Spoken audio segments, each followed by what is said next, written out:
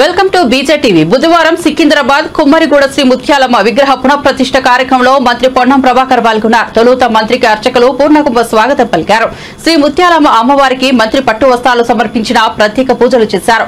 అనంతరం మంత్రి విలేకరులతో మాట్లాడుతూ గతంలో సికింద్రాబాద్ కుమ్మరిగూడ ఆలయంలో జరిగిన సంఘటన దురదృష్టకరమన్నారు. ప్రభుత్వం వెంటనే స్పందించి స్థానిక శాసనసభ్యుడి విజ్ఞప్తి మేరకు దేవాదాయ శాఖ ఆధ్వర్యంలో విగ్రహ పునఃప్రతిష్ఠ చేయడం జరిగిందన్నారు. అమ్మవారి ఆశీస్సులు అందజేసే విధంగా వేద పండితులతో పునఃప్రతిష్ఠ చేసుకుని దేవాదాయ శాఖ మంత్రి ఆధ్వర్యంలో ఈ కార్యక్రమం నిర్వహించుకుంటున్నామని తెలిపారు. ముత్యాలమ్మ వారికి 2 చేతులు జోడించి ప్రజలంతా సుఖ సంతోషాలతో ఆయుర ఆరోగ్యాలతో ఉండాలని ప్రార్థించారని తెలిపారు.